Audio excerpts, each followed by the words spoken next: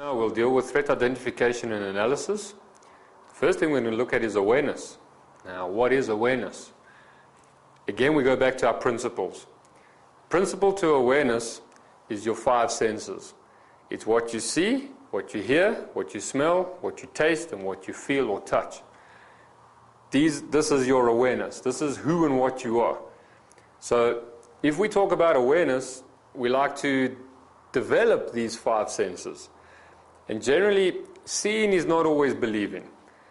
A lot of the time, we stop at a traffic light, we get a funny feeling, we look around, and because everything looks normal, we suppress these feelings. And we believe that's a grave mistake.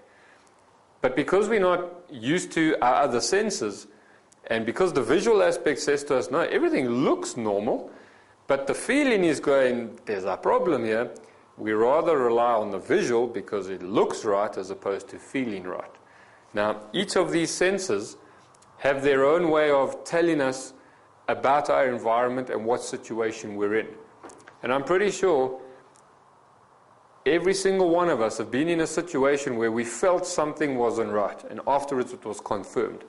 But at the time when it happened, because it looked all right, we suppressed those feelings. So awareness is your 5 senses, and we need to learn to develop these 5 senses. Because what you don't see, hear, taste, smell, or touch could kill you. If you look at nature, for instance, you look at how a buck, for instance, their awareness is very acute. They can see, they can hear, they can smell.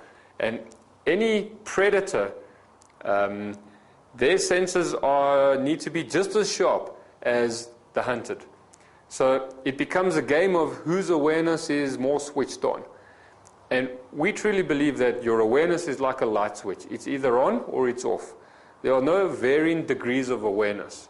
So in terms of self-defense, or if you're in the bush, for instance, hunting, your awareness must be switched on, and you need to develop your 5 senses. The next thing we look at is alertness. Now, the principle to alertness is a state of mind. And as human beings, we have 3 states of mind. We are either in the past, the present, or the future. And in order to be 100% alert, we truly believe you must be in the present. Because should you be in the past or the future, you're not aware of what's actually going on here and now.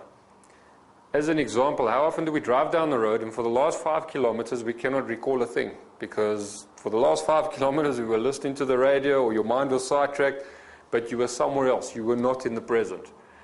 Now, as a predator, that's the first thing they'll look for. They want to firstly establish whether you are in the past, the present, or the future.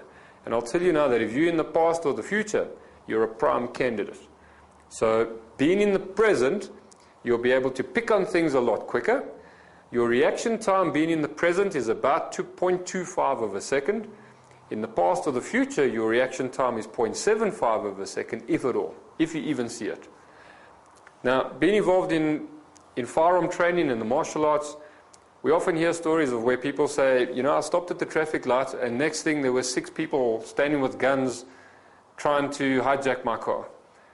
Where did these people come from?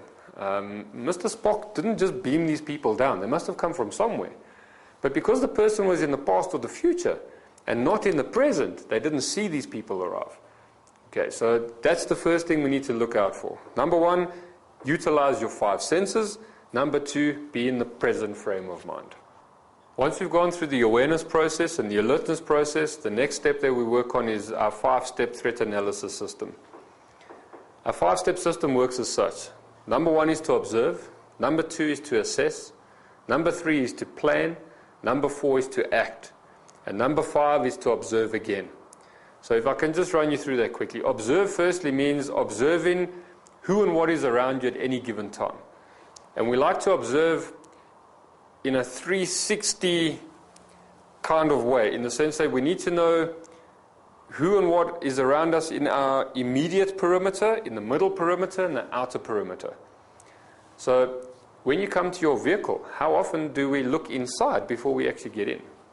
When you come home, for instance, before you open your front door, do we ever think of who and what could be inside? Or do we just assume because the door's locked and the windows are closed and the alarm hasn't gone off that there's no one in the home? So it's very important to observe inner, middle, and outer. And if you can't observe visually, then try observe through your other senses. Is there a feeling? Can you hear something? Can you smell something? If no one in your home smokes, and you get home and open the front door and you smell tobacco smoke, the alarm bell should start ringing. There is a problem. So here again, we need to observe. And that observation must be inner, middle, and outer perimeter, 360.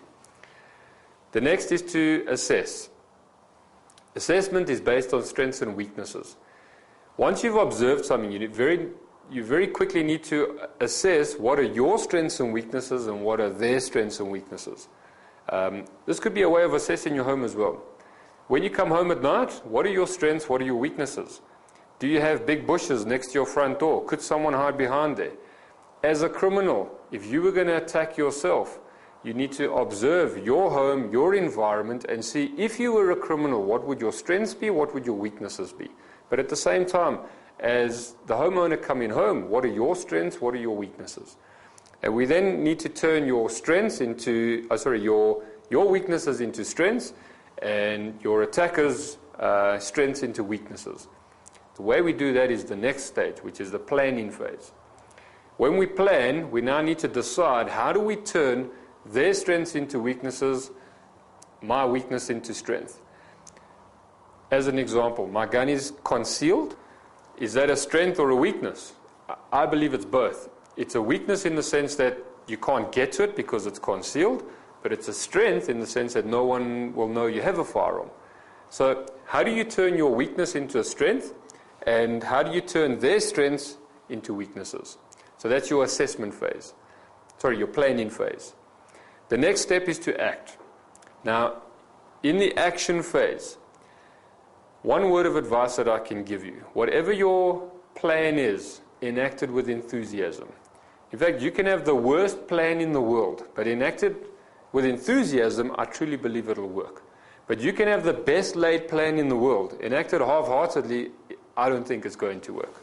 So whatever plan you've come up with, if your plan is to run, you put the Nike Airs on and you run as fast as you can. If your plan is to fight, you stand up and you fight 110%. But realize that once you've acted, we then need to observe again. What are the repercussions of this action? If your plan was to fight, and let's say you went in 110%, you stopped the attack, immediately you need to observe again, because what are the repercussions of this action? Is this man still, or is this person still posing a threat to you? Where are his mates? Are there others standing around? Are you still in a potential dangerous situation? So you need to observe again, we assess again, we plan again, we act again. And once we've acted, we observe again, we assess again. It should be a never-ending process.